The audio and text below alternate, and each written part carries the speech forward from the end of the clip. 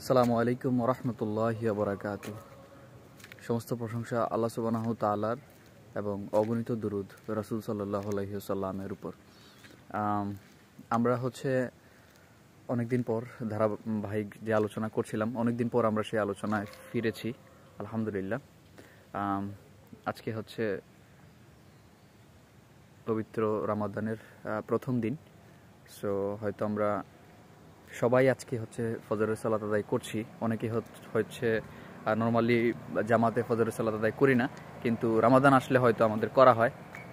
তো আলহামদুলিল্লাহ, যেভাবেই হোক মসজিদ পরিপূর্ণ, এই দৃশ্য দেখতেও ভালো লাগে। আর আসলে বাইরে আলো খুব কম, সেই জন্য আসলে আমাকে প্রপারলি দেখা যাচ্ছে না। আচ্ছা, এটা জরুরিও না আসলে আমাকে দেখা। তো আমি কয়েকদিন হয়তো আমাদের যে প্রাতঃভ্রমণের কথন সেটা মিস হয়ে গেছে। তো মিস হয়ে গেছে, আসলে এর পিছনে প্রপার কারণ ছিল। তো আশা করি আলহামদুলিল্লাহ আল্লাহ আমাদের কাজকে কবুল করবেন এবং আপনারা সেটা বুঝতে পারবেন ইনশাআল্লাহ। রমাদান নিয়ে আল্লাহ সুবহানাহু ওয়া তাআলা আমাদেরকে এত এত অফার দিচ্ছেন, এত এত সুযোগ দিচ্ছেন, মানে যেগুলো আসলে বলে শেষ করা যাবে না। ঠিক আছে, যে একটা হাদিস শুনলেই তো আমরা বুঝতে পারি যে রাসূল সাল্লাল্লাহু আলাইহি ওয়াসাল্লাম 3 ধরনের মানুষকে কি বলেছেন, যে ধ্বংস 3 ধরনের মানুষের। এক, যারা রাসূলুল্লাহ সাল্লাল্লাহু আলাইহি ওয়াসাল্লামের যখন নাম নেওয়া হবে তখন তার যে দুরূদ পড়বে না, সেই নামের দুরূদটা যারা পড়বে না তাদের বলছে তারা যেন ধ্বংস হয়ে যায়। ঠিক আছে। তারপরে আরেক শ্রেণী যাদের বাবা মাকে পেলো, বৃদ্ধ বাবা মাকে জীবিত পেলো, কিন্তু তাদের খেদমত করে জান্নাতটা কনফার্ম করলো না, তাদের ধ্বংস হোক। এবং শেষ যে শ্রেণীর কথা বললেন, যারা রমাদান মাস পেলো অথচ নিজের গুনাহগুলোকে মাফ করতে পারলো না, তাদের ধ্বংস হোক। ঠিক আছে। এছাড়াও আরও অনেক হাদিস আছে, আল্লাহ সুবহানাহু ওয়া তাআলার কোরআনের অনেক আয়াত আছে, যেগুলোর দ্বারা আমরা বুঝতে পারি যে আসলে রমাদান মাস আসে আমাদের অপরচুনিটি হিসাবে, আমাদের জন্য রহমত হিসাবে, আল্লাহর তরফ থেকে দয়া হিসাবে, যাতে করে আমরা নিজেদের গুনাহগুলোকে মাফ করিয়ে নিতে পারি। ঠিক আছে। কিন্তু আমরা গাফেল থাকি বিধায় আমরা হয়তো করতে পারি না। ঠিক আছে। সো 3টা হাদিসের কম্বিনেশন এটাই, যে আমাদের 3টা সুযোগ থাকে রমাদানে আমাদেরকে মাফ চেয়ে নেওয়ার। এক যে আমরা সিয়াম পালন করছি, সিয়াম পালনের মাধ্যমে কেউ যদি ইমানের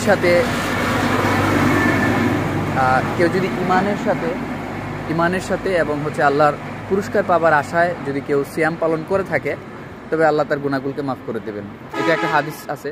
আবার একটা হাদিস আছে এরকম, যে কেউ যদি ইমানের সাথে এবং আল্লাহর পুরস্কার লাভের আশায় কেউ যদি রাতে কিয়াম করে, তাহলেও আল্লাহ সুবহানাহু ওয়া তাআলা সালাত আদায় করে আল্লাহ সুবহানাহু ওয়া তাআলা তার গুনাহগুলো মাফ করে দিবেন। এবং শেষ একটা হাদিস আছে, যেটা ইমানের সাথে এবং আল্লাহর পুরস্কার লাভের আশায় যদি লাইলাতুল কদর রাতে সালাত আদায় করে, তাহলে আল্লাহ তার গুনাহগুলোকে মাফ করে দিবেন। তো আমরা দেখলাম আসলে এত এত ফজিলত। ইনশাআল্লাহ আমরা গুনাহ মাফ করার চেষ্টা করব, গুনাহ মাফ নেওয়ার চেষ্টা করব ইনশাআল্লাহুল আজিজ। এবং আমাদের যেটা সবচেয়ে জরুরি সেটা যে রমাদান শুধু মানে খাবার থেকে বিরত থাকা ব্যাপারটা এরকম না, পানাহার থাকা ব্যাপারটা এরকম না। এটা আসলে একটা সংযমের মাস। এখানে আমরা সব কিছু থেকে আমরা সংযমী হব, সংযম থাকব। এবং আমরা চেষ্টা করবো আল্লাহ সুবহানাহু ওয়া তাআলার বেশি বেশি করে গোলামি করার, এবং বেশি বেশি করে এমন কাজ করার যে কাজে আল্লাহ সুবহানাহু ওয়া তাআলা সন্তুষ্ট হন, এবং এমন কাজ থেকে বিরত থাকবো যে কাজে আল্লাহ সুবহানাহু ওয়া তাআলা অসন্তুষ্ট হন। তাহলে আমরা প্রতিদিনই এমন অনেক কাজ করি যেগুলো আল্লাহ সুবহানাহু ওয়া তাআলা অসন্তুষ্ট হন, অথচ আমরা করি, আমরা বুঝতে পারি না। যেমন গীবাত করা। ঠিক আছে। হয়তো আমরা প্রতিদিন হয়তো বিভিন্ন ধরনের এক একটা খারাপ অভ্যাস নিয়ে আমরা কথা বলবো, যেটা থেকে আমরা বিরত থাকতে পারি। আজকে আমরা কথা বলবো গীবত নিয়ে। আমরা আগে একবার একটা চ্যালেঞ্জ চালু করেছিলাম, আপনারা হয়তো জানেন, যে সাইলেন্ট শিল্ড নামে একটা চ্যালেঞ্জ আমরা শুরু করেছিলাম, যেখানে আমরা গীবত থেকে বেঁচে থাকার চেষ্টা করেছি। ইনশাআল্লাহুল আজিজ আজকে থেকে সাইলেন্ট শিল্ডটা আমরা আবার শুরু করলাম, যাতে আমরা গীবত থেকে বেঁচে থাকতে পারি। আমার সাথে সাথে আপনারাও শুরু করতে পারেন, যে আপনারাও যদি গীবত থেকে বেঁচে থাকতে পারেন। আমরা নিজেরা গীবত থেকে বাঁচবো এবং অপরকেও বাঁচাবো ইনশাআল্লাহ।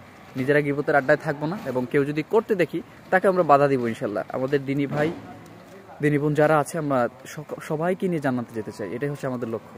নিজে পাপ করবো না, অন্যদেরকেও পাপ থেকে বিরত রাখবো, আমাদেরকে উৎসাহিত করবো। সবাই ভালো থাকুন, সুস্থ থাকুন, আমার জন্য দোয়া করবেন। আল্লাহ সুবহানাহু ওয়া তাআলা যেন আমাকে কবুল করেন, আমার মতো গুনাহগার বান্দাকে যেন এই রমাদান মাসের উসিলায় আমাদের ক্ষমা করে দেন। যারা মারা গেছে আল্লাহ তাদের কবর আযাব মাফ করে দিন। অবশ্য রমাদান মাসে অফ থাকে তাদের কবর আযাব, তারা শান্তিতে আছেন। আল্লাহ তাদের শান্তিকে দীর্ঘস্থায়ী করুক। সবাই ভালো থাকুন, সুস্থ থাকুন। আসসালামু আলাইকুম ওয়া রাহমাতুল্লাহি ওয়া বারাকাতুহু।